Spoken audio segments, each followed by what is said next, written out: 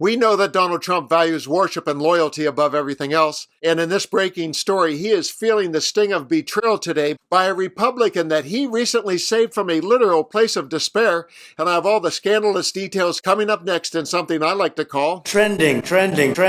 First up, as we work our way to the who, what, and how Trump was blindsided, check out this odd clip where Trump hands off a question to loyal servant Caroline Leavitt. He did so during one of those moments where he's entertaining a world leader and then gets into an awkward scrum with the media. But this time, his pal, Hungarian dictator Viktor Orban, feels left out and inserts himself into the action. Caroline? Yes, sir. Could you discuss that question that was asked and how it was asked in such a fake, disgusting manner by the fake news? Yeah, and I just saw it asked again here, and it's very unfortunate that the reporters in this room refused to address, sir, what you just said, which is that you inherited the worst inflation crisis in modern American history, and you are fixing it in 10 short months, and your entire administration has been tasked with this effort, from Treasury Department to Agriculture Department to the National Economic Council right here at the White House. They are slashing regulation.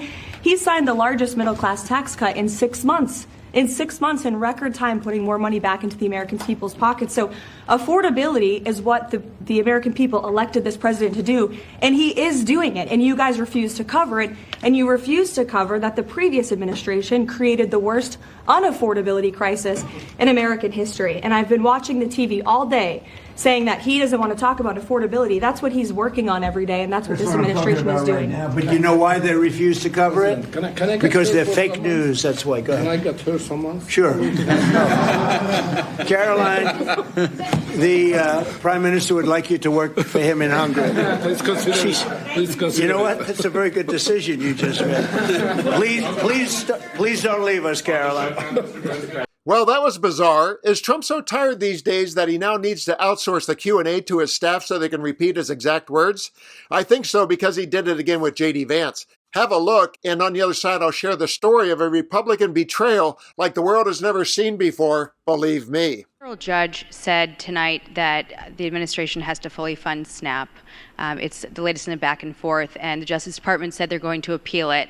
What's your message to folks as they work this out in the courts and in Congress as we're heading into Thanksgiving? You want to go with it? Yeah, look, Jackie, it's an absurd ruling because you have a federal judge effectively telling us what we have to do in the midst of a Democrat government shutdown, which what we'd like to do is for the Democrats to open up the government. Of course, then we can fund SNAP, and we can also do a lot of other good things for the American people.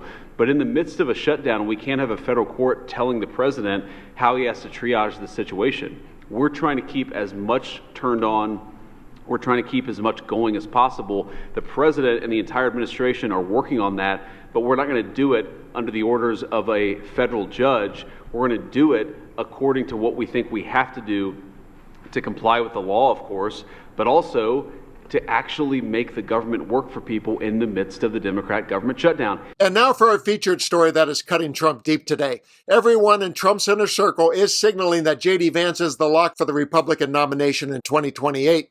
And the loyalists will line up behind the anointed one for future favors and distribution of the GOP wealth. Well, except for one. Rogue Republican George Santos, who was just commuted from prison by Trump, just went super rogue with a post that read, "If Marjorie Taylor Greene runs in 2028, I will crawl through glass to vote for her and campaign for her just like I did for President Trump." And then after a massive MAGA backlash ensued, "To suggest my support of MTG as a betrayal of Trump is silly. I always was and always will be a strong supporter of President Trump. Unless that happens, I am not a person who goes with mob rule, and MTG will have my support if she chooses to run."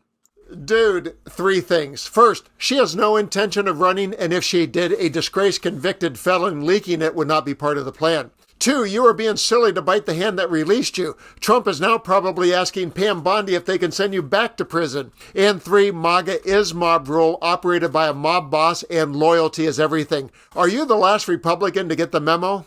Enough about George Santos. He's a joke, and I think he just went from locked up to locked out of the party of Trump once and for all. And about that party of Trump, if the man who has never seen a microphone he doesn't like keeps outsourcing the answers to questions, I think we'll know the cognitive load has become an overload, and he's quietly looking forward to retirement in 2028. I'm Dan, and that's what I think, and now I want to know what you think. Please leave a comment below, and let's continue to occupy democracy together.